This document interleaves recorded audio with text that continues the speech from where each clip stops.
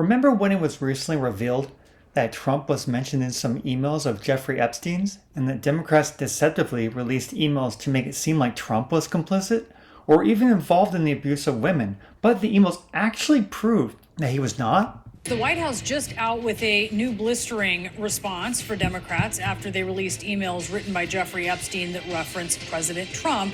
Here's Press Secretary Caroline Leavitt.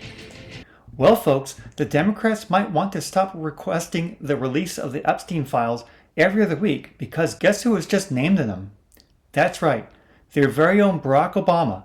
Stay tuned, everyone, because we have some stunning news to get into.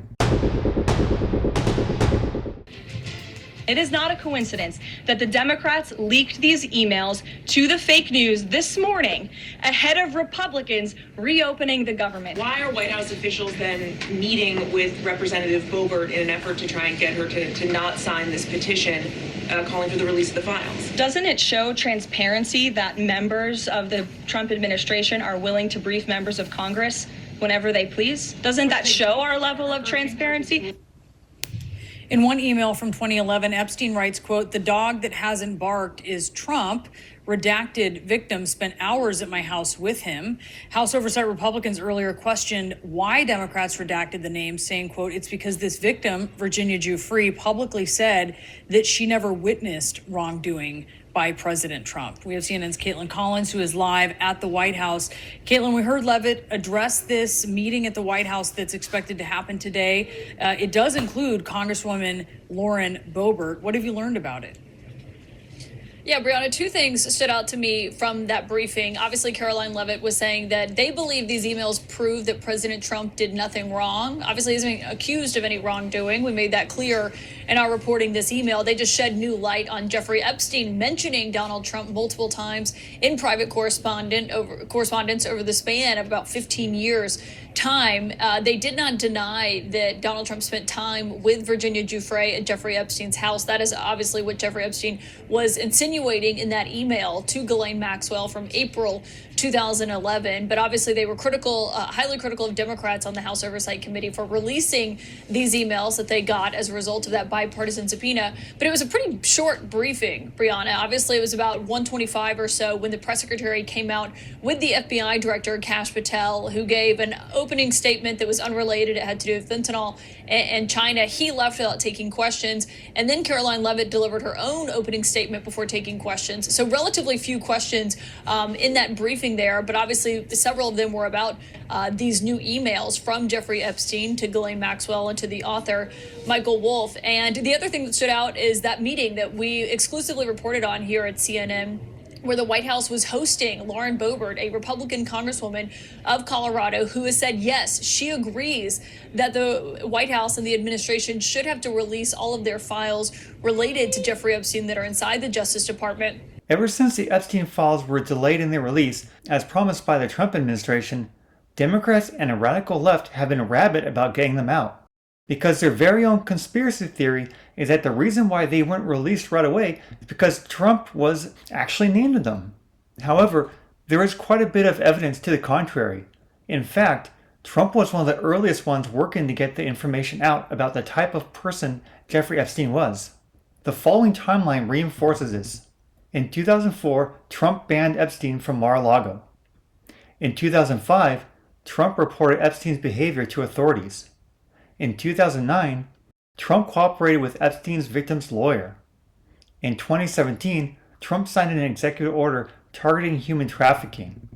In 2019, Epstein was arrested during Trump's presidency. In that same year, the FBI raid on Epstein's island commenced. And in this year, 2025, Trump started releasing the Epstein files.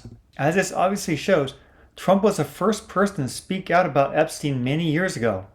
Trump banned Epstein from Mar-a-Lago when he found out about his nefarious doings. Trump's DOJ was also the first to make Epstein a public figure and arrest him. There are also victims who have come out explicitly stating that Trump was not involved in the abuse. A lot of people think he's not releasing the files because he's in them. And she's saying, at least when it comes to her, he's not. He wasn't involved at all. I think that's a big surprise to a lot of people. Is that the reaction you're getting, that Trump is cleared as far as Virginia's concerned? I've definitely gotten that reaction.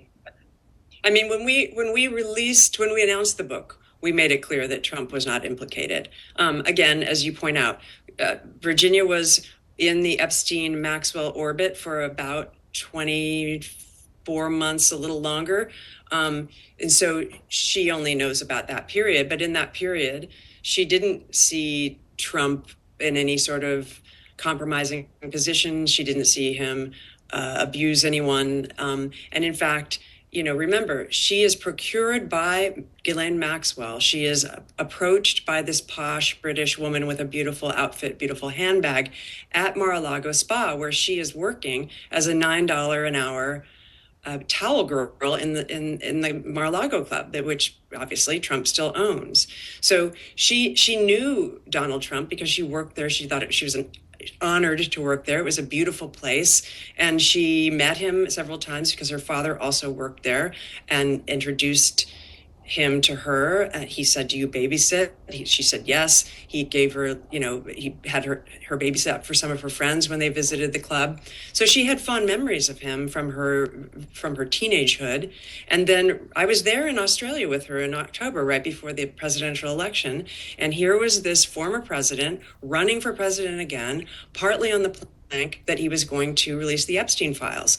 And she felt very validated by that. Remember, these women have been called liars, sluts, whores for a long time, for many years since they've come forward. And they shouldn't be believed. They shouldn't be believed. And here was a man, a former president, somebody who she hoped would be president again, saying, "I'm validating you. This is wrong. These files should be public. We should make them public." So she was absolutely, galvanized by that. She felt very, very happy about it and hoped that he would win. Now, the Epstein files are gradually being released, and what it's revealing is that the Democrats are the ones with the questionable history with Epstein. The following email exchange between Catherine Rummler, then longtime counsel to President Obama during his presidency, and Jeffrey Epstein are as follows. On September 19, 2024, Catherine Rummler reached out to Epstein stating, "Doesn't look like you are prioritizing your schedules very effectively. How are you going to manage all of that? This is UNGA week, United Nations General Assembly week, so the boss will be in town too. I'll be here all week. You may get sick of me. Just sat down on a train so I can't talk freely." Epstein responds on the very same day, "Girls, careful, I will renew an old habit." Catherine Rummler then replies, "Most girls do not have to worry about this crap." In reply, Epstein states, "Understood. It comes down to high risk, high reward, low risk, low reward, professional, emotional, and financial." Catherine Rummler then replies, "Agreed, but I have to be prepared to say yes before I talk to him." Epstein's final reply in this thread says, "You need to talk to boss." And well, who else do you think that boss might be? Might it be President Obama? I'm not sure it could be anyone else. Apparently, her relationship with Epstein is a lot deeper than once thought, and there's even more connections between people in the Obama administration and Jeffrey Epstein himself. Watch this. 4 years since billionaire pedophile Jeffrey Epstein was arrested. So, why do we still know nothing about him? Well, we're finding out tonight some answers. The Wall Street Journal just got its hands on Jeffrey Epstein's private calendar, and it was a lot more suspicious than Brett Kavanaugh's. Epstein was meeting with the kind of people you'd think would steer clear of a convicted pedophile. Jeffrey Epstein was meeting with one of Barack Obama's top lawyers, Catherine Rummler. She met with Epstein dozens of times. Epstein even tried to set up Obama's lawyer to work for Bill Gates. How is Jeffrey Epstein a fixer between Obama's lawyer and Bill Gates? Epstein was also meeting with Joe Biden's CIA director. He wasn't CIA director at the time. He was Barack Obama's deputy secretary of state. William Burns was working for John Kerry at the State Department and meeting with Jeffrey Epstein, a known pedophile. And then Burns becomes CIA director. Today's director of the CIA went to Epstein's Manhattan townhouse where Epstein had sex with underage girls and, where he filmed other men having sex with underage girls. And William Burns went there and was then promoted to the director of the CIA. Now, I wonder if the future CIA director saw the portrait of Bill Clinton in a blue dress hanging in Epstein's parlor room. A few years later, Epstein was arrested and then hung himself in a jail cell while security cameras just happened to not be working and the replacement guards just happened to fall asleep. And 2 years later, Biden just happens to pick William Burns to run the CIA. So what are we supposed to think? It's never been more clear. Epstein was an intelligence asset. Not only was he working for the CIA, Israeli intelligence, maybe even Russia intelligence. So is the American government allowing an asset to traffic and molest teenage girls all over the world for intelligence? Were we allowing Epstein to commit crimes against children for blackmail material? Well, we asked the CIA director, William Burns, why were you meeting with a convicted pedophile at his disgusting townhouse? And the CIA director said this: the director did not know anything about him, other than that he was introduced as an expert in the financial services sector and offered general advice on transition to the private sector. They had no relationship. So Obama's State Department official couldn't have asked anybody else in the entire country for help with a job in finance? He could have called any CEO, any hedge fund manager, any banking director.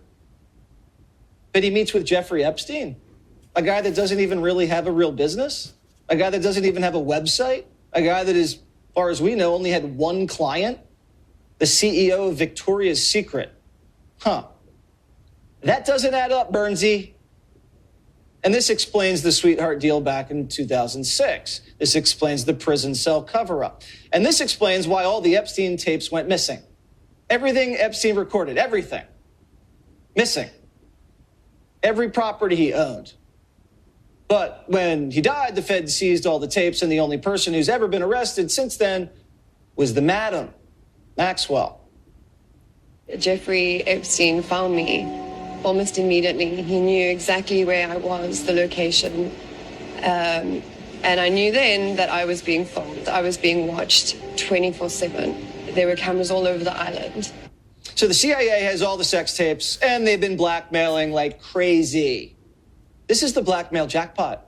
Hours of video starring the world's most important people in Epstein Island, in the Manhattan townhouse, in the Palm Beach estate, in the New Mexico ranch. Bill Clinton was good pals with Jeffrey. Flew on the Lolita Express 26 times, went to his private island. So when someone does something that doesn't make any sense, maybe it's because they don't want to be doing what they're doing. So where does it all go? No doubt more investigations with top Democrat officials themselves. And this could definitely include Barack Obama. Although, not surprisingly, the fake news media has hardly mentioned Obama and his administration's ties to Epstein. He must be their boss too, right? In closing, the Democrats as well are going to be a lot more quiet about President Trump's releasing those files, we're sure. Which means that they should all come out a little bit faster, don't you think?